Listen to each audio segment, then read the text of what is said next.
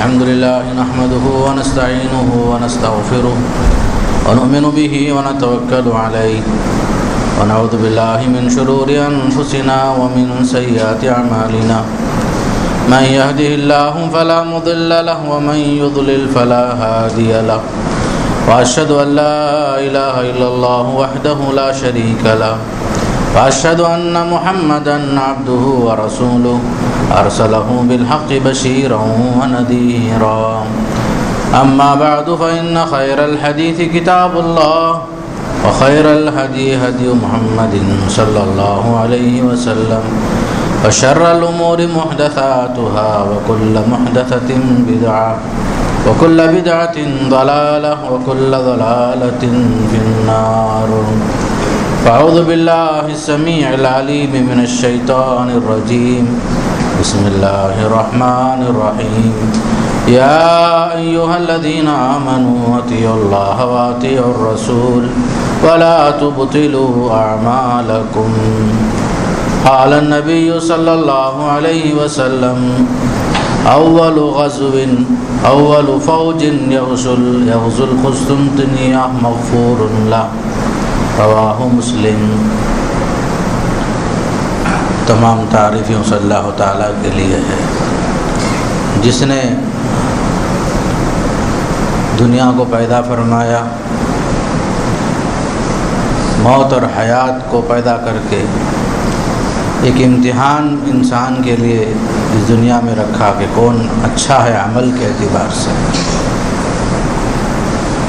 ظالموں کو نیست و نابود کر دیا، مظلوموں کو حق دنیا کے ہر کونے میں ہر دور میں اللہ تعالیٰ نے ان کی مدد فرمائی، ان کی نصرت فرمائی. درود و سلام ہو نبی کریم صلی اللہ علیہ وسلم پر، آپ کے صحابہ کرام، تابعین اور تبع تابعین سے اللہ راضی ہو. اللہ تعالیٰ ان سب کی خدمات قبول فرمائے، جنت نصیب فرمائے. سورہ محمد کی ایک آیت اور صحیح مسلم شریف کی ایک روایت آپ کے سامنے رکھی گئی. سورہ محمد میں اللہ تعالیٰ کا پیغام یہ ہے: یا ایھا الذین آمنوا اطیعوا اللہ واطیعوا الرسول ولا تبطلوا اعمالکم. اے وہ لوگوں جو ایمان کا دعویٰ کرتے ہو، اللہ تعالیٰ کی اطاعت کرو، رسول کی اطاعت کرو اور اپنے اعمال کو غارت نہ کرو، برباد نہ کرو. ولا تبطلوا اعمالکم. نبی کریم صلی اللہ علیہ وسلم نے فرمایا وہ فوج جو سب سے پہلے قسطنطنیہ پر حملہ آور ہوگا، قسطنطنیہ پر حملہ کرے گا، ان کے لیے مغفرت کا آپ نے وعدہ فرمایا. اسلامی تاریخ کے اندر یہ بات سب سے زیادہ واضح ہے کہ ظالموں کو اللہ تعالیٰ مہلت ضرور دیتا ہے، لیکن ایک دن ایسا بھی آتا ہے کہ ظالم اپنے کیے کا سزا دنیا میں ہی پا لیتا ہے. اخروی سزا تو اپنی جگہ پر ہے، اس کا کوئی انکار نہیں ہے، لیکن اللہ تعالیٰ جو ہے عبرت کے طور پر ظالموں کو سزا دیتا ہے، مظلوموں کی حمایت کرتا ہے. اور اللہ کا وعدہ ہے کہ ہم ان لوگوں پر احسان کرنا چاہتے ہیں جنہیں کمزور بنا دیا گیا ہے زمین میں. وَنُرِيدُ أَن نَّمُنَّ عَلَى الَّذِينَ اسْتُضْعِفُوا فِي الْأَرْضِ. ہم ان لوگوں پر احسان کرنا چاہتے ہیں جن کو زمین میں کمزور بنا دیا گیا ہے، کچل دیا گیا ہے. نبی کریم صلی اللہ علیہ وسلم کے دور سے پہلے خاص طور پر موسیٰ علیہ السلام کا زمانہ گزرا ہے. حضرت موسیٰ علیہ السلام کے زمانے میں مصر کے جو بادشاہ ہوتے تھے ان کو فرعون کہا جاتا تھا. فرعون کو کسی نے بتا دیا کہ اس کی حکومت اور سلطنت ختم ہونے والی ہے. اس کا جو دعویٰ تھا اس زمانے میں کہ میں سورج کی طرف سے، سورج رب اعلیٰ ہے، سب سے بڑا رب مصریوں کے پاس بڑا رب جو سورج تھا، گویا کہ سورج کی طرف سے زمین میں حکومت کرنے والے مصر کے بادشاہوں کو فرعون کہا جاتا تھا. اور یہ خود اپنے آپ کو رب اعلیٰ کہتا تھا، انا ربکم الاعلیٰ. تو کاہنوں نے بتا دیا کہ آئندہ چل کر تمہاری حکومت ختم ہونے والی ہے. خاص طور پر بنی اسرائیل کے اندر ایک بچہ پیدا ہونے والا ہے جس کے ذریعے سے تمہاری سلطنت ختم ہو جائے گی، تمہاری حکومت ختم ہو جائے گی۔ تو جو سننا تھا فوراً اس نے کیا کیا، بنی اسرائیل کے اندر پیدا ہونے والے سارے بچوں کو ذبح کرنے کا حکم دے دیا۔ یقتل ابناءہم ویستحیی نساءہم، بچوں کو قتل کرنا اور لڑکیوں کو زندہ رکھ کر انہیں لونڈی بنانا، یہ حکم اس نے جاری کر دیا۔ تو انہی ادوار میں موسیٰ علیہ السلام کی پیدائش کا زمانہ بھی تھا۔ مارنے والے مارنے کا پروگرام بنا رہے تھے، لیکن بچانے والا بچانے کی تدبیریں کر رہا تھا۔ اللہ تعالیٰ کی قوت اور طاقت ظالموں کی حکومت کے مقابلے میں کچھ بھی نہیں ہے۔ اللہ تعالیٰ کی جو طاقت ہے سب سے زیادہ بھاری ہے، ظالم اپنی مکاری میں کچھ بھی کر نہیں سکتا۔ وَيَمْكُرُونَ وَيَمْكُرُ اللَّهُ، لوگ جو ہیں سازشیں کرتے ہیں اسلام کو نقصان پہنچانے کے لیے، انبیاء کو نقصان پہنچانے کے لیے۔ وَيَمْكُرُ اللَّهُ، اللہ تعالیٰ ان کی مکاری کا بدلہ سزا جو ہے اللہ تعالیٰ دیتا ہے دنیا کے اندر بھی۔ تو ہوا ایسا ہی کہ موسیٰ علیہ السلام کی پیدائش کا وقت ہوا تو اللہ تعالیٰ نے حضرت موسیٰ علیہ السلام کی والدہ کو یہ پیغام پہنچایا الہام کے ذریعے سے۔ وَأَوْحَيْنَا إِلَىٰ أُمِّ مُوسَىٰ أَنْ أَرْضِعِيهِ، اے موسیٰ کی ماں بچے کو جو ہے دودھ پلاتے رہنا۔ فَإِذَا خِفْتِ عَلَيْهِ فَأَلْقِيهِ فِي الْيَمِّ، جب بچے کا معاملہ جو ہے آپ کو ڈر ہو کہ فرعون کے لشکر آ کر بچے کو قبضہ کر لیں گے، بچے کو لے لیں گے، تو ایسا کرنا فوراً اسے دریائے نیل میں بہا دینا۔ فَأَلْقِيهِ فِي الْيَمِّ وَلَا تَخَافِي، ڈرنے کی ضرورت نہیں ہے۔ وَلَا تَحْزَنِي، اور نہ غمگین ہونے کی ضرورت ہے۔ إِنَّا رَادُّوهُ إِلَيْكِ وَجَاعِلُوهُ مِنَ الْمُرْسَلِينَ، یہ ہمارا وعدہ ہے کہ ہم اسے رسول بنائیں گے۔ إِنَّا رَادُّوهُ إِلَيْكَ، اور اسے تمہارے پاس واپس بھی لوٹائیں گے، واپس بھی لوٹائیں گے، پھر اسے رسول بھی بنائیں گے، یہ ہمارا وعدہ ہے۔ اللہ تعالیٰ نے موسیٰ علیہ السلام کی ماں کو جو ہے صبر کی تلقین کے ساتھ یہ تسلی دیا کہ وقت آنے والا ہے کہ تمہارے بچے پر قبضہ ہوگا، اس سے پہلے ایسا کرو جو ہی خطرہ ہو تو بچے کو صندوق میں رکھ کر کے پانی میں بہا دو، دریا میں بہا دو۔ تو موسیٰ علیہ السلام کی ماں نے ایسا ہی کیا، اس لیے کہ اللہ کا وعدہ تھا، اللہ تعالیٰ بچانے والا ہے۔ تو موسیٰ علیہ السلام کی زندگی صندوق کے ذریعے سے پانی میں بہنے لگی۔ اللہ تعالیٰ نے آپ کو بچانے کے لیے ظالم کے گھر میں ہی پہنچا دیا۔ فرعون کی بیوی جو ہے اسے بچے نہیں تھے، جب یہ محل کے قریب یہ صندوق پہنچتا ہے تو موسیٰ علیہ السلام صندوق میں ہوتے ہیں، اور اسے دیکھ کر کے فرعون کی بیوی کہتی ہے کہ ہم اس کو اپنا بچہ بنا لیں گے، اس کو قتل کرنے کی ضرورت نہیں ہے، معصوم بچہ ہے، پیارا بچہ ہے، اس کو ہم اپنے پاس رکھ لیں گے۔ تو بہرحال فرعون کی بیوی کے گھر میں بادشاہوں کے انداز میں، شہزادوں کے انداز میں موسیٰ علیہ السلام کی پرورش ہوئی۔ جسے اللہ تعالیٰ بچانا چاہتا ہے ظالم کے گھر میں ہی رکھ کر اسے پالتا ہے، اور وہ بھی جو ہے جب بچہ رونے لگا بھوک سے تو سارے دودھ پلانے والی عورتیں عاجز آ گئی، کسی کا دودھ پی نہیں رہا تھا بچہ، تو فوراً اللہ تعالیٰ نے ایسا کیا کہ موسیٰ علیہ السلام کی بہن جو ہے اس کے گھر کے پاس سے گزر رہی تھی، اس نے بطور مشورہ یہ کہا کہ میں ایک عورت کو جانتی ہوں، اگر آپ لوگ جو ہیں اگر راضی ہیں تو اس عورت کو پہنچاتی ہوں، شاید ہو سکتا ہے کہ وہ عورت سے وہ بچہ دودھ پی لے۔ هل ادلکم علی اہل بیت یکفلونہ لکم وہم لہ ناصحون، تو موسیٰ علیہ السلام کی بہن باقاعدہ اس کی نگرانی کر رہی تھی موسیٰ علیہ السلام کی۔ جب اس کا مشورہ یہ ہوا تو لوگوں نے کہا کہ اس عورت کو لے کر آؤ، تو موسیٰ علیہ السلام اپنی ماں کی آغوش میں پہنچتے ہیں تو خاموش ہو جاتے ہیں اور دودھ پینا شروع کر دیتے ہیں، اس لیے کہ اللہ نے فرمایا وَحَرَّمْنَا عَلَيْهِ الْمَرَاضِعَ مِن قَبْلِ، موسیٰ علیہ السلام کے لیے اس سے پہلے جتنے دودھ پلانے والی دائیاں تھیں سب کے دودھ کو ہم نے ان پر حرام کر دیا تھا، صرف ماں کا ہی دودھ جو ہے پینے لگے موسیٰ علیہ السلام۔ اللہ تعالیٰ کی قدرت دیکھیے، ظالم ایک طرف قتل کرنے کے لیے بے چین ہے تو اللہ تعالیٰ اسی ظالم کے گھر میں موسیٰ علیہ السلام کی پرورش کر رہا ہے، اور قیامت تک کے لیے یہ اسوہ ہے، ایک نمونہ ہے کہ ظالم اپنے انداز میں ہزار سوچ لے لیکن وہی ہوتا جو منظور خدا ہوتا ہے۔ اللہ جسے بچانا چاہتا ہے کوئی اسے بگاڑ نہیں سکتا، اسے ختم نہیں کر سکتا، اسے قتل نہیں کر سکتا۔ بہرحال جوانی پوری گزری، موسیٰ علیہ السلام کی بادشاہ کے محل میں ہی گزری، شہزادے کے انداز میں گزر رہے تھے۔ آخر کار جب نبوت کے مرحلے میں پہنچے تو نبوت مل گئی۔ تو موسیٰ علیہ السلام نے فرعون کے سارے مظالم کو دیکھے، محل میں رہ کر سارے مظالم کو دیکھے، ان کی ظلم اور زیادتیاں دیکھے۔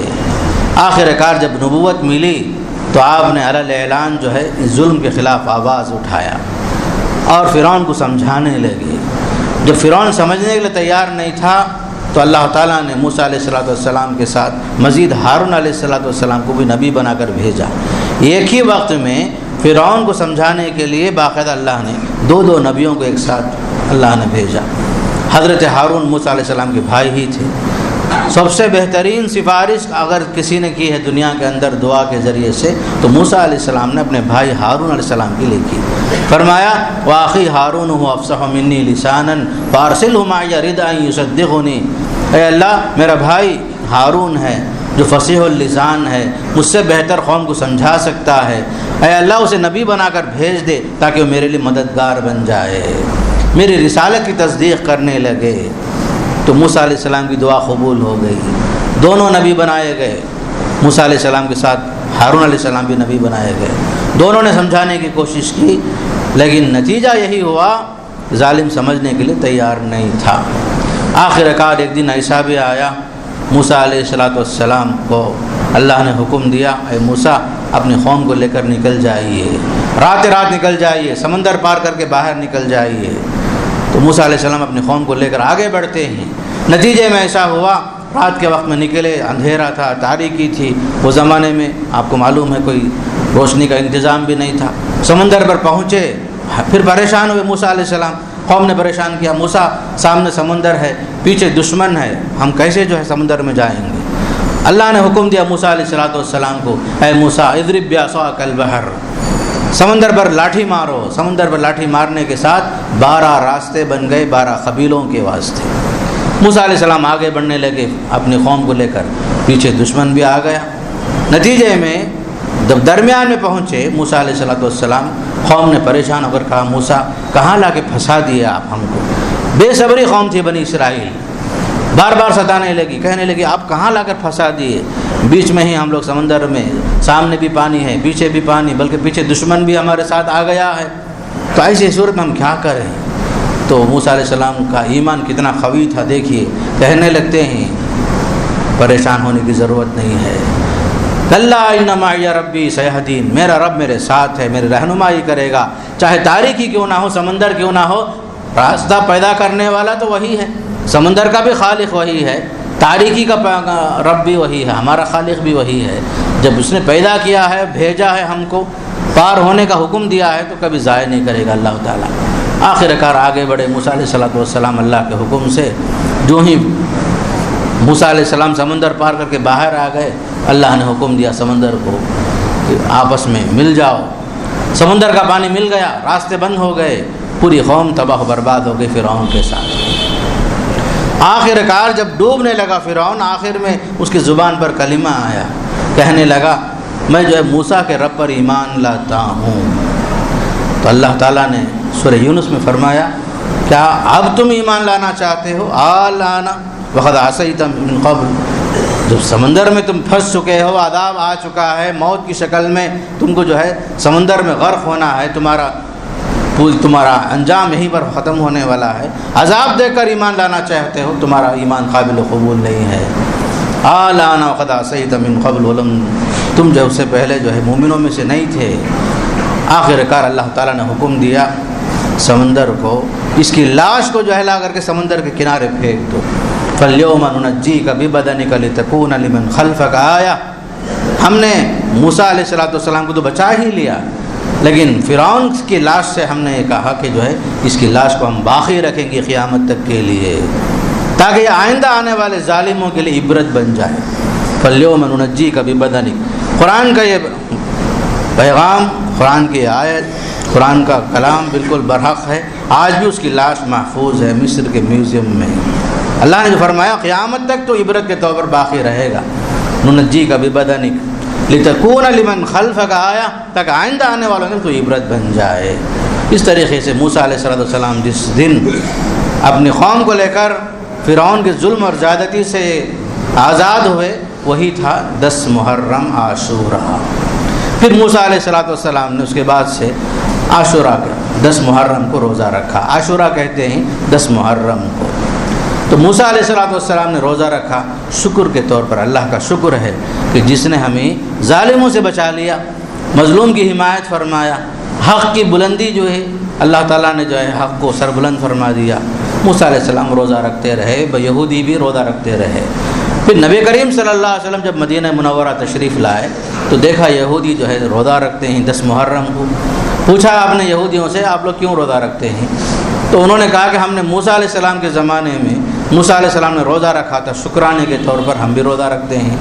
تو آپ نے فرمایا فَنَحْنُ أَحَقُّ بِمُوسَىٰ مِنْكُمْ وَأَوْلَىٰ مِنْكُمْ، موسیٰ علیہ السلام کی پیروی کے سلسلے میں ہم تم سے زیادہ حقدار ہیں، ہم بھی روزہ رکھیں گے۔ جب موسیٰ علیہ السلام نے روزہ رکھا ہے شکر کے طور پر ہم بھی روزہ رکھیں گے۔ پھر صحابہ نے عرض کیا یا رسول اللہ یہودی بھی روزہ رکھتے ہیں، ہم بھی روزہ رکھتے ہیں، آپ نے تو حکم دیا ہے کہ یہودیوں کی مخالفت ہونی چاہیے، مشابہت نہیں ہونی چاہیے۔ تو آپ نے فرمایا اگر میں زندہ رہا تو آئندہ سال میں جو ہے 9 اور 10 کو روزہ رکھوں گا۔ لَأَصُومَنَّ التَّاسِعَ، زندگی باقی رہے تو آئندہ سال بھی میں روزہ رکھوں گا، 9 تاریخ کو ملا کر کے 10 کے ساتھ رکھوں گا۔ تو لیکن زندگی وفا نہیں کر سکی، آپ کا انتقال ہو گیا۔ تو آپ صلی اللہ علیہ وسلم کا یہ فرمان یہی تھا کہ تم جو ہے عاشورہ کا روزہ رکھو۔ حدیثوں میں یہ بات بتائی جا رہی ہے کہ محرم کے روزے، خاص کر عاشورہ کا روزہ جو ہے، رمضان کے روزے فرض ہونے سے پہلے بڑی اس کی تاکید آتی تھی، بڑے شد و مت کے ساتھ گویا کہ واجب کا درجہ تھا۔ پھر جب رمضان کے روزے فرض ہو گئے تو آپ نے صحابہ کو اختیار دے دیا، جو چاہے رکھے جو چاہے چھوڑے۔ لیکن آپ نے یہ بھی بتایا کہ یہ فضیلت سے خالی نہیں ہے۔ موسیٰ علیہ السلام نے جو روزہ رکھا ہے 10 محرم کو، آپ بھی اگر روزہ رکھیں گے تو فضیلت سے خالی نہیں ہے۔ آپ نے فرمایا کہ یکفر السنۃ الماضیہ، ایک سال کا جو گناہ ہے معاف ہو جاتا ہے، کوئی کفارہ بن جاتا ہے 1 سال کے گناہوں کے لیے۔ تو ہمارے پاس آنے والا اتوار جو ہے عاشورہ ہے، 10 محرم ہے، اور نبی کی سنت کے مطابق 10 اور 9 اور 10 کو ملا کر رکھنا ہے۔ اور ایک روایت میں آیا کہ صوموا یوما قبلہ اور یوما بعدہ، یا تو ایک دن پہلے رکھو یا ایک دن ملا کر کے رکھو اس کے بعد والے دن، 9 اور 10 کو رکھو یا 10 اور 11 کو رکھو، یا کم سے کم ایک دن ہی صحیح عاشورہ کا روزہ 10 محرم کا روزہ رکھو۔ تو آپ نے یہ حکم بھی دیا، روزہ بھی رکھا۔ اس طریقے سے یہ تینوں صورتیں ہمارے سامنے ہیں، یا ہم عاشورہ کا روزہ رکھیں پورے 1 سال کا گناہ معاف ہو جاتا ہے اس سے، یا یہ 9 اور 10 کو رکھیں یا 10 اور 11 کو رکھیں، یہ تینوں صورتیں ہمارے سامنے ہیں اور اس میں ثواب سے خالی نہیں ہے۔ اور حدیث میں یہ بھی آتا ہے افضل الصیام بعد رمضان صیام شہر اللہ المحرم، روزوں میں افضل روزہ جو ہے نفل روزوں میں خصوصاً رمضان کے بعد محرم کے روزے ہیں۔ آپ جو ہے پورے مہینے کے اندر جب بھی موقع ملا روزہ رکھ سکتے ہیں، خصوصاً عاشورہ کا روزہ بھی اس میں شامل ہو جاتا ہے نفل روزوں میں۔ تو اس طریقے سے ماہ محرم کی جہاں حرمت ہے، حرمت کے ساتھ نفل روزوں میں ماہ محرم کو بڑی اہمیت حاصل ہے، اس لیے کہ یہ ہمارا سال کا جو ابتدا ہے محرم سے ہی ہوتا ہے۔ اسلامی کیلنڈر جو شروع ہوتا ہے اسی محرم سے ہوتا ہے، اسلامی ہی تاریخ جو ہے ہماری جو شروع ہوتی ہے ماہ محرم سے ہوتی ہے۔ اور یہ خصوصاً حضرت عمر فاروق رضی اللہ عنہ کے زمانے میں صحابہ کرام کے مابین آپ نے مشورہ کیا کہ اسلامی حکومت پھیل گئی ہے، ہمارے پاس تاریخ کے نام پر کوئی چیز ہونا چاہیے۔ گزشتہ قوموں کے پاس اپنے اپنے واقعات کے حساب سے مشہور دن کو انہوں نے ٹارگٹ بنا کر کے تاریخ مقرر کر لیا ہے، لیکن ہمارے پاس اسلامی تاریخ کے لیے کوئی ایک حد مقرر ہونا چاہیے تاکہ ہم جو ہے اپنے کیلنڈر، اپنے معاملات سب کچھ جو ہے اس اسلامی کیلنڈر کے حساب سے اپنا کام کر سکیں۔ صحابہ نے مختلف مشورے دیے، کسی نے کہا کہ آپ کی ولادت سے ہم تاریخ شروع کریں گے، نبی کریم صلی اللہ علیہ وسلم کی ولادت سے، کسی نے کہا کہ آپ کی وفات سے ہم شروع کریں گے، کسی نے غزوہ بدر کو کہا کہ یہ ہمارے لیے سب سے پہلا معرکہ تھا جہاں اسلام کی سربلندی ہوئی تھی، اس کو ہم ٹارگٹ بنا لیں گے۔ لیکن بعض حضرت علی رضی اللہ تعالیٰ عنہ کا مشورہ تھا کہ ہم جو ہے اسلامی تاریخ کو شروع کریں گے ہم ماہ محرم سے، ہجری سال کا ہم اس ہجری سال کو ہم سامنے رکھیں گے، اس لیے کہ مدینہ منورہ میں صحابہ کرام جب ہجرت کر کے پہنچے تھے وہیں سے اسلامی تاریخ کا آغاز ہوتا ہے، اور صحیح ٹرننگ پوائنٹ جو ہے اسلام کے لیے ہجرت نبوی ہی ہے۔ تو لہذا ہجرت کو ہم سامنے رکھیں گے، اور خصوصاً جو ہے ماہ محرم سال شروع ہوتا ہے، اس لیے ہم جو ہے یہاں سے حساب رکھیں گے۔ گویا کہ ہجری سال کا آغاز حضرت علی رضی اللہ عنہ کے مشورے سے ہوا۔ حضرت علی رضی اللہ عنہ کے مشورے کو آپ نے قبول فرمایا، بلکہ صحابہ کرام نے قبول فرما کر کے، اور چونکہ سال کی ابتدا محرم سے ہے تو محرم سے تاریخ شروع ہو گئی اور اس کا نام ہجری سال رکھ دیا گیا۔ اس طریقے سے ہمارا جو اسلامی کیلنڈر ہے، اسلامی تقویم ہے، یہ ہجری سال سے شروع ہوتا ہے، اور یہیں سے سارے معاملات جو چلتے رہتے ہیں قمری حساب سے ہی۔ تو آپ صلی اللہ علیہ وسلم کے زمانے میں جو تاریخ کا معاملہ تھا، ایک مشہور واقعے کو سامنے رکھ لیتے تھے۔ مثال کے طور پر ابرہہ نے جو ہے یمن سے کعبہ مکرمہ، کعبہ مشرفہ کو ڈھانے کی کوشش کی تھی۔ واقعہ فیل پیش آیا، ہاتھی فوج آئی تھی یمن سے، تو ایک تاریخ بن گئی۔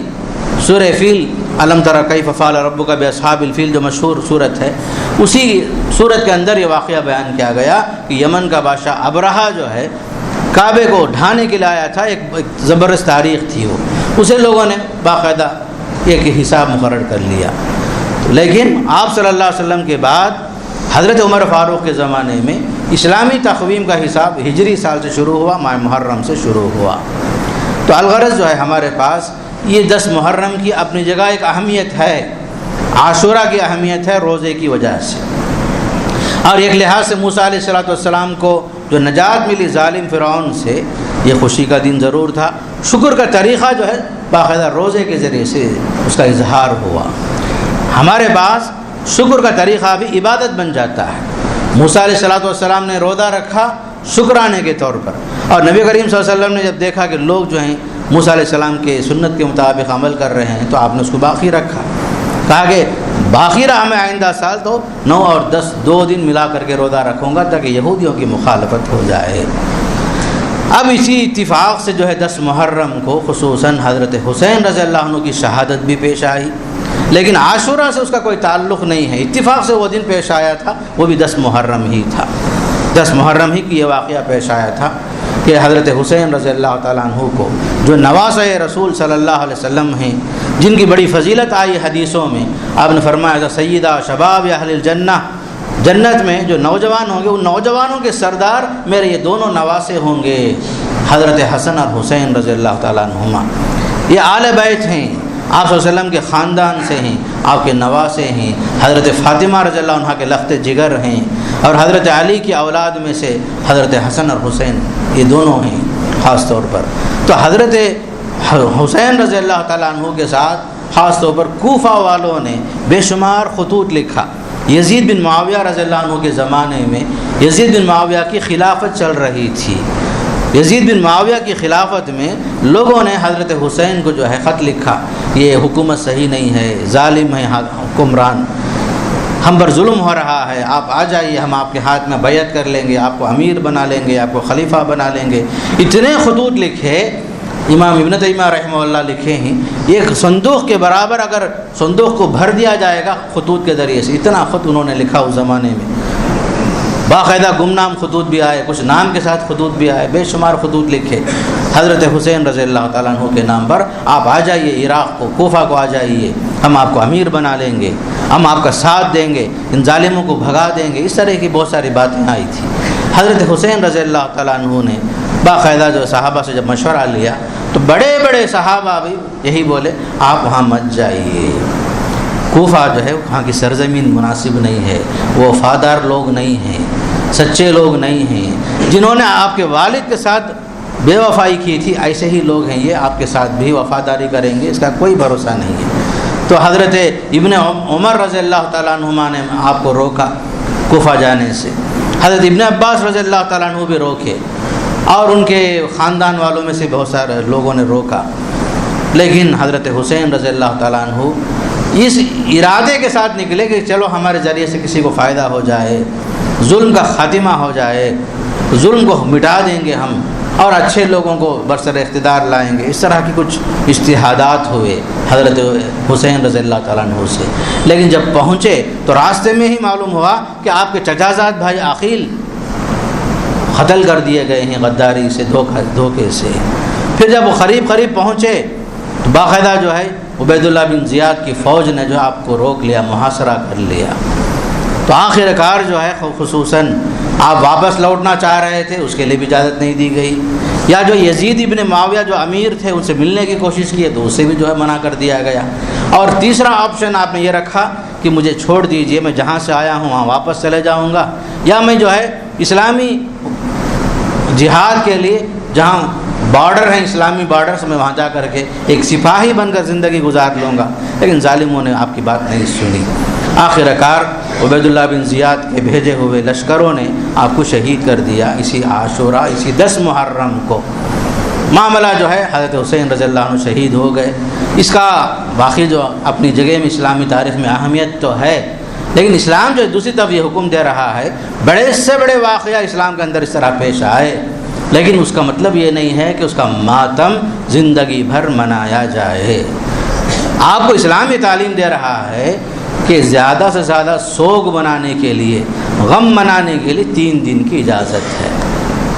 اس سے بڑھ کر سوگ منانے کی اجازت اسلام نے نہیں دیا، چاہے کتنا بڑا واقعہ کیوں نہ ہو۔ چاہے چچا حمزہ شہید ہو گئے، اس سے بڑا واقعہ اور کیا ہو سکتا ہے۔ حضرت عمر شہید ہو گئے، حضرت عثمان خلیفہ، حالانکہ سب آن دی پوسٹ تھے، حضرت عمر شہید ہوئے، حضرت عثمان شہید ہوئے، حضرت حمزہ رضی اللہ عنہ شہید ہوئے، حضرت صہیب رومی شہید ہوئے، خود نبی کریم صلی اللہ علیہ وسلم کے دندان مبارک خاص طور غزوہ احد میں ٹوٹ گئے آپ صلی اللہ علیہ وسلم کے، آپ زخمی ہو گئے۔ اس طرح کے بڑے بڑے واقعات پیش تو آئے۔ عمار بن یاسر شہید ہوئے، حضرت سمیہ رضی اللہ عنہ شہید ہوئے، اتنے سارے واقعات ہیں اسلام کے اندر، اس کے باوجود اسلام نے ماتم کی اجازت نہیں دی۔ فرمایا کہ 3 دن سے بڑھ کر ماتم کی اجازت نہیں ہے، غم منانے کی اجازت نہیں ہے۔ ہاں اللہ ہے کہ ایک عورت ہے اپنے شوہر پر عدت کے جو ایام ہیں 4 مہینہ 10 دن، اگر وہ حاملہ ہے تو ڈیلیوری تک وہ جو ہے سوگ منا سکتی ہے، غم منا سکتی ہے، لیکن کسی اور کے لیے، چاہے باپ کے لیے ہو، بیٹے کے لیے ہو، دادا کے لیے ہو، کسی کے لیے بھی جو ہے سوگ منانے کی اجازت نہیں گئی 3 دن سے بڑھ کر۔ کوئی آدمی یہ نہیں بول سکتا کہ ہمارے گھر میں فلاں کا انتقال ہو گیا، فلاں مہینے میں ہم لوگ اچھا کھانا نہیں کھائیں گے، اچھے کپڑے نہیں پہنیں گے، عید نہیں منائیں گے، ہم پھٹے پرانے کپڑے ہی پہن کر رہیں گے۔ یہ اسلام اس کی اجازت نہیں دیتا۔ سوگ منانے کی اجازت ضرور ہے انسان ہونے کے ناطے۔ خود اللہ کے رسول صلی اللہ علیہ وسلم کے گھر میں کتنے لوگوں کی وفات ہوئی، آپ کے 3 لڑکے پیدا ہوئے، ابراہیم کا انتقال ہوا، قاسم کا انتقال ہوا، تو آپ صلی اللہ علیہ وسلم کی جتنے فرزند 3 پیدا ہوئے، تینوں جو ہے آپ کی زندگی میں ہی وفات پا گئے، لیکن آپ نے اس کا سوگ نہیں منایا 3 دن سے بڑھ کر۔ ایک مرتبہ جب وہی وفات کے موقع پر آپ نے دیکھا کہ بچے کی روح قبض ہو رہی ہے، آپ کے آنکھوں سے آنسو نکل گئے، تو صحابہ نے پوچھا یا رسول اللہ آپ بھی رو رہے ہیں وفات پر؟ صحابہ کو بڑا تعجب ہوا، کہنے لگے یا رسول اللہ آپ بھی روتے ہیں؟ فرمایا کہ ہاں میں بھی انسان ہوں، میں بھی روتا ہوں، لیکن ہم زبان سے کوئی ایسی بات نہیں بولیں گے جو ہمارے رب کو ناراض کر دے، سینہ کو بھی نہیں کریں گے، گریبان نہیں چاک کریں گے، تماچے نہیں ماریں گے، اور جو ہے اپنے لیے حلال چیزوں کو حرام نہیں کریں گے، اور اس کے لیے سوگ کا دن ہم نہیں منائیں گے۔ یہ جو نبی کا شیوا یہی ہے۔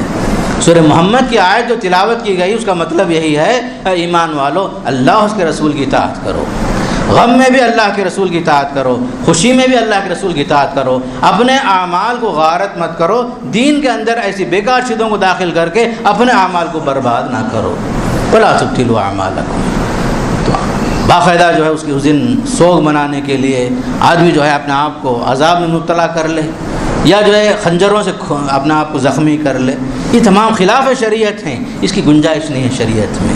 اپنے آپ کو عذاب میں مبتلا کرنا، یا آگ میں کود لینا اپنے آپ کو، یا جو ہے پنجے کے نام سے نکل جانا بازاروں میں، گلیوں میں، روڈوں میں، شریعت اس کی اجازت نہیں دیتی۔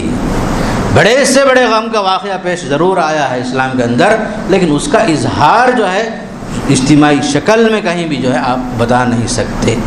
ہم بھی جو ہے برابر حضرت حسین کی شہادت پر غم زدہ ہیں، اس کا انکار نہیں ہے، لیکن اس سے بڑے بڑے واقعات جو پیش آئے ہیں، جو اللہ کے راستے میں انہوں نے حق کی خاطر جو خروج کیا تھا، اللہ اس کا اجر، اس کا بدلہ ضرور دے گا۔ ظالموں کے ساتھ اللہ تعالیٰ ان کا مواخذہ ضرور کرے گا۔ رہا حضرت یزید کے بارے میں لوگ جو ہیں یزید پر لعنت بھیجتے ان دنوں کے اندر، خاص طور پر 10 محرم کو۔ میں بتاتا ہوں آپ کو یزید ابن معاویہ کون ہیں۔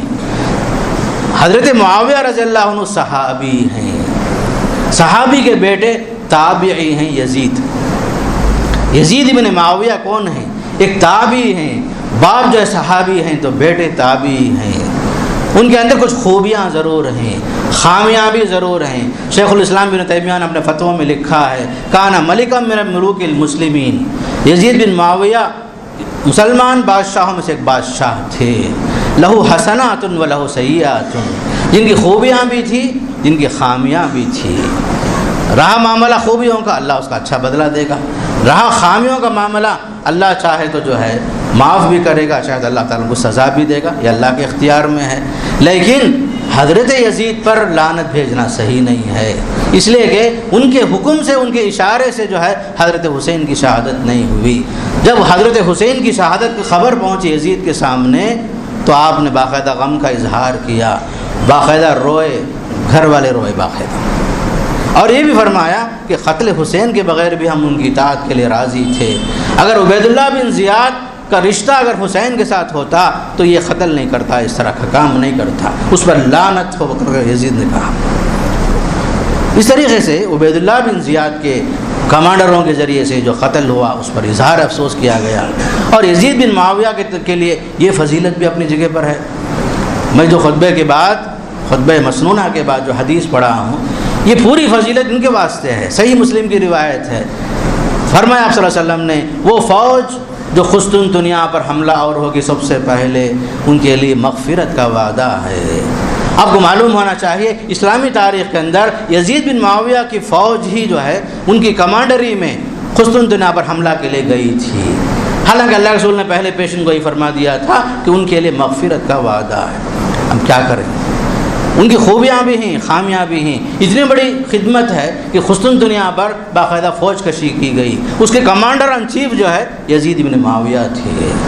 مغفرت کا وعدہ جو آپ نے لسان نبوت کے اندر یہ بات آئی ہے کہ ان کے لیے مغفرت کا اللہ تعالیٰ کے پاس وعدہ ہے۔ اور اس فوج کے اندر ابو ایوب انصاری رضی اللہ عنہ صحابی، وہ بھی اس فوج کے اندر ایک سپاہی کی حیثیت سے یزید کے تابع ہیں۔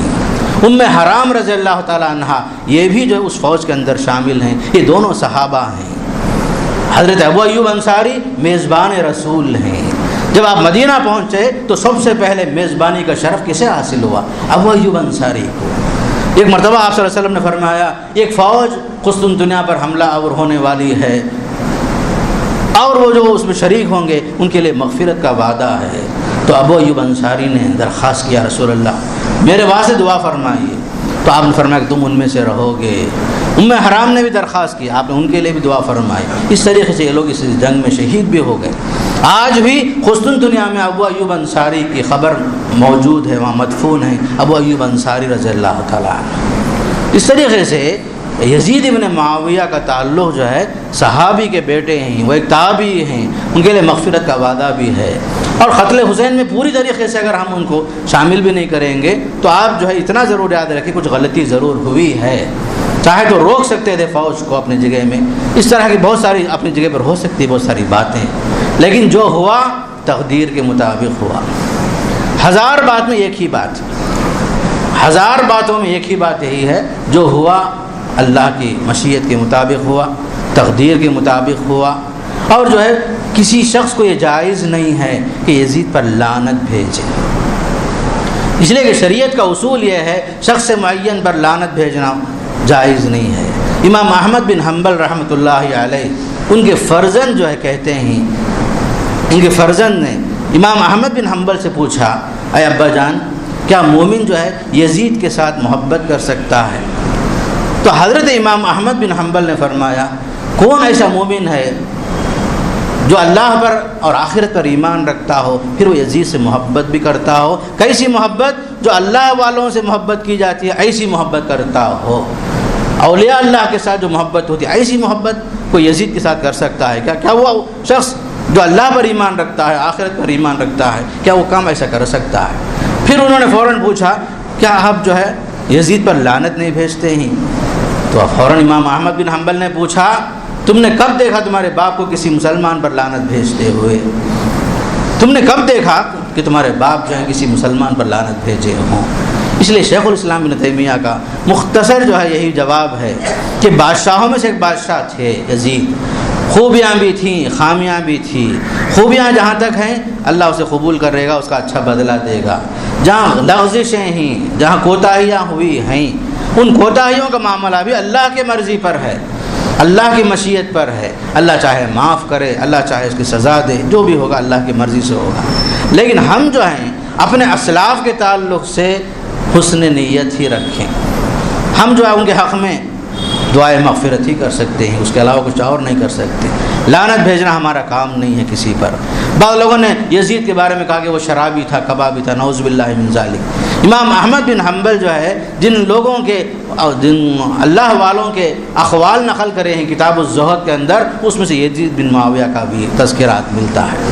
اور جو اس سفر میں موجود رہے ابو ایوب انصاری، ام حرام رضی اللہ عنہما، جو لوگ بھی سفر میں موجود تھے، آدمی کو اچھی طرح آدمی پہچانتا ہے۔ کہاں پہچانتا ہے؟ سفروں میں پہچانتا ہے۔ تو امام حضرت ابو ایوب انصاری وغیرہ اور دیگر جو لوگ ساتھ میں تھے، انہوں نے کہا کہ اس طرح کی کوئی بات نہیں تھی، شراب کی بات، کباب کی بات، کوئی بات ایسی نہیں تھی یزید کے اندر۔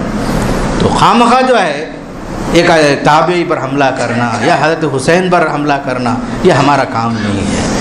خاص طور قرآن مجید کا جو انداز ہے سورہ حشر کے اندر، سب سے پہلے مہاجرین کا تذکرہ ملتا ہے فضیلت کے اعتبار سے، اس کے بعد انصار کا تذکرہ ملتا ہے سورہ حشر کے اندر۔ تیسرا درجہ جن لوگوں کا رکھا گیا ہے وہ ہم جیسے لوگوں کا ہے۔ پہلے وہ لوگ جنہوں نے اسلام کی خاطر ہجرت کی، ان کا تذکرہ، والذین تبوؤا الدار والایمان من قبلہم للفقراء المہاجرین، پھر اس کے بعد انصار کا تذکرہ۔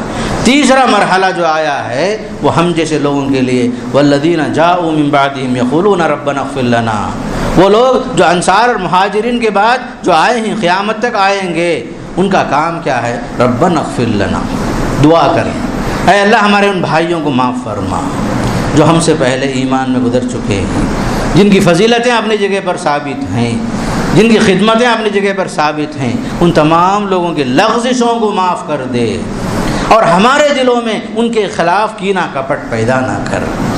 کتنی پیاری دعا دیکھیے، وَلَا تَجْعَلْ فِي قُلُوبِنَا غِلًّا لِّلَّذِينَ آمَنُوا، ایمان والوں کے حق میں ہمارے دلوں میں کینہ کپٹ پیدا نہ کر، معاف کر دے پروردگار، تو بڑا رؤوف ہے، تو بڑا رحیم ہے۔ تو ہم جو ہے یزید ابن معاویہ کے تعلق سے ہوں، حضرت حسین کے تعلق سے ہوں، یا اس طرح کے اور بھی جو حضرات جو گزر چکے ہوں، ان سب کے حق میں ہم یہی کہیں گے اللہ تعالیٰ ان سب کی مغفرت فرمائے۔ جن سے جو لغزشیں ہوئی ہیں اللہ بہتر جانتا ہے، کچھ اجتہادی لغزشیں ہوئی، کچھ اجتہادی لغزشیں ضرور ہوئی، لیکن معاملہ جو اللہ کے حوالے ہے۔ اس لیے کسی پر لعنت بھیجنا یا جو ان دنوں کو منحوس سمجھنا، عام طور پر امت کا یہ بھی طبقہ ایسا بھی ہے ان دنوں کو منحوس سمجھتا ہے، حالانکہ حرمت والا مہینہ ہمارے پاس ہے، محترم مہینہ ہمارے پاس ہے۔ مسلمانوں کے لیے حرمت کا مہینہ، سال کا پہلا مہینہ خود حرمت والا محترم مہینہ شروع ہوا۔ تو لوگ جو ہیں اس واقعے کی وجہ سے، حضرت یزید کا واقعہ ہو یا حضرت حسین کا واقعہ ہو، اس واقعے کو سامنے رکھ کر لوگوں نے سمجھا یہ منحوس مہینہ، تو یہ بات صحیح نہیں ہے۔ صحیح بات یہی ہے کہ ہر مہینہ محترم ہے، خصوصاً یہ ماہ محرم، اسلامی تاریخ کا پہلا مہینہ، حرمت والا مہینہ، باعزت مہینہ، یہ شرف والا مہینہ ہے۔ کسی کی موت اور وفات پر یا کسی کی شہادت پر کسی دن کو جو ہے ہم منحوس قرار نہیں دے سکتے۔ کوئی دن جو ہے منحوس نہیں ہے۔ اللہ نے جو دن پیدا کیے سب اپنی جگہ پر بابرکت ہیں، مبارک ایام ہیں۔ کبھی کبھی ایسے واقعات پیش آ جاتے ہیں، اس کی وجہ سے لا کر کے ہم جو ہے ان دنوں کو، ان مہینوں کو ہم منحوس قرار دیں، یا ہے کہ بعض حضرات یہ سمجھتے ہیں یہ منحوس مہینہ ہے، اپنی بیویوں سے ملنا بھی حرام ہے، خوشی منانا حرام ہے، اچھا کھانا پینا حرام ہے، پہننا کپڑا حرام ہے، یا کالا لباس پہن کر ماتمی اظہار کرنا ہم پر واجب ہے۔ غلط بات ہے۔ آپ کا ہر دن بابرکت، آپ کا عمل آپ کے ساتھ، آپ کا ایمان آپ کے ساتھ، اور جو ہے اپنے اسلاف کے ساتھ اچھا گمان رکھنا، ان کے حق میں جو ہے دعا کرنا۔ سورہ حشر کی آیت ہمیں بتا رہی ہے کہ ایمان والے حضرات جو ہیں اپنے گزرے ہوئے لوگوں کے حق میں بد دعا نہیں کرتے، لعنت نہیں بھیجتے، لعنت کے الفاظ استعمال نہیں کرتے۔ اس طریقے سے ہمارا کام جو ہے اہل ایمان کے حق میں دعا کرنا ہے۔ جو ہوا لغزشیں ہوئی، اجتہادات ہوئے۔ یزید بن معاویہ نے حضرت حسین کی شہادت کے بعد ان کے گھر والوں کی عزت کی، احترام کیا، ان کی اولاد کا احترام کیا، پھر مدینہ منورہ کو باعزت طریقے سے ایک فوج کے ساتھ بھیجا، باقاعدہ بھیجا، تاکہ ان کی پوری عزت ہو، احترام ہو، ان کے پورے اخراجات کو برداشت کیا۔ تو اس طریقے سے کچھ خوبیاں ہیں، خامیاں بھی ضرور ہیں، اس کا انکار نہیں ہے، لیکن ہمارا فرض یہ ہے کہ کسی پر لعنت نہ بھیجیں، ان دنوں کو ہم یہ منحوس نہ سمجھیں، بلکہ عاشورہ جو ہے ہمارے لیے روزے کا دن ہے۔ یہودیوں کی مخالفت کرتے ہوئے ہم باقاعدہ 9 اور 10 کو بھی روزہ رکھ سکتے ہیں، 10 اور 11 کو رکھیں، یا کم سے کم 10 کا روزہ ہی ہم رکھ لیں، تو اس میں جو ہے خاص طور پر ہمارے لیے فضیلت ہی فضیلت ہے، خصوصاً 1 سال کا گناہ معاف ہو جاتا ہے۔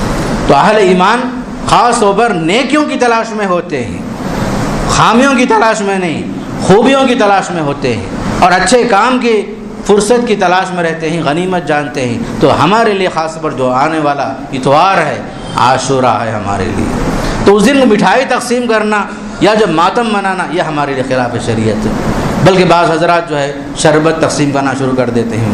اس طرح کی غلط جو رسومات ہیں، رواج ہیں، ان تمام رواجوں سے ہٹ کر آپ کا کام اس آیت کے مطابق یہی ہو، اطیعوا اللہ و اطیعوا الرسول، اللہ کی اطاعت کرو، رسول کی اطاعت کرو، جو حکم اللہ اس کے رسول کا آیا ہے اس کے سامنے سر جھکا دو۔ حکم ہے اللہ کا، ان تمام اہل ایمان کے حق میں مغفرت کے لیے کوشش کرو، دعا کرو، ان کے حق میں جو ہے دعا کرو، اور جو ہے خاص طور پر اپنے دلوں میں ان کے لیے کینہ کپٹ مت رکھو۔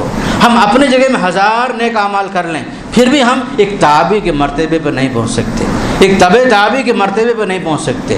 صحابی تو دور کی بات ہے، صحابی وہ ہیں جنہوں نے اللہ کے رسول کو دیکھا، تابعی وہ ہیں جنہوں نے اللہ کے رسول کے صحابہ کو دیکھا، تابعی وہ لوگ ہیں جنہوں نے ایک تابعی کو دیکھا۔ حضرت یزید کی ولادت حضرت عثمان کی خلافت میں ہوئی، صحابہ کرام کا زمانہ انہوں نے پایا ہے۔ اس لیے جو ہے شخص معین پر لعنت بھیجنا یا کسی کو لعنتی الفاظ استعمال کرنا یا ان کے حق میں بد دعا کرنا، یہ تمام چیزیں ہمارے لیے جائز نہیں ہیں۔ اللہ تعالی ہم سب کو نیک ہدایت، نیک توفیق نصیب فرمائے، اور اللہ تعالی ہمارے تمام مرحومین کی مغفرت فرمائے۔ اللہ تعالی ہم تمام کے حق میں خیر کا فیصلہ فرمائے، صحیح سمجھ عطا فرمائے، دین اور ملت کے لیے خدمت کرنے کی توفیق نصیب فرمائے۔ اللہ تعالی ہم سب کی زندگیوں کو اللہ تعالی سنوار دے، آخرت سنوارنے کی توفیق نصیب فرمائے، نماز کی توفیق نصیب فرمائے، جب تک باقی رکھیں اللہ تعالی ہم سب کو نمازی بنا کر رکھے، ہر قسم کی خوبیوں سے ہمیں اللہ تعالی مسلح فرمائے، ہر قسم کی برائیوں سے اللہ ہم سب کی حفاظت فرمائے، ہماری زبانوں کی اللہ حفاظت فرمائے، اللہ تعالی ہم سب کی زبان کی اللہ حفاظت فرمائے، کسی کے حق میں برائی کرنے سے اللہ تعالی ہم سب کو دور رکھے، کسی پر لعنت کے الفاظ استعمال کرنے سے اللہ ہماری حفاظت فرمائے۔ جو حضرات اس راستے میں، دین کے راستے میں شہید ہوئے، اللہ تعالیٰ ان سب کی مغفرت فرمائے، اللہ تعالیٰ ان سب کی بال بال مغفرت فرمائے، جن سے اجتہادی لغزشیں ہوئی ہیں اللہ تعالیٰ ان سب کی بھی مغفرت فرمائے، اور امت مسلمہ کو اپنے اسلاف سے صحیح اور سچی عقیدت پیدا کرنے کی توفیق نصیب فرمائے۔ جب تک باقی رکھیں اللہ تعالیٰ ہم سب کو نبی کریم صلی اللہ علیہ وسلم کے اسوے پر عمل کی توفیق نصیب فرمائے، کتاب و سنت کے مطابق زندگی گزارنے کا اللہ ہم سب کو توفیق نصیب فرمائے، اللہ تعالیٰ ہم سب کو دین کو سمجھنے کی توفیق نصیب فرمائے۔ وصلی اللہ تعالیٰ علی سیدنا محمد والحمد للہ رب العالمین۔ بارک اللہ لی ولکم فی القرآن العظیم ونفعنی وإیاکم بالآیات والذکر الحکیم۔ انہ تعالی جواد کریم ملک قدیم بر رؤوف رحیم رب حلیم۔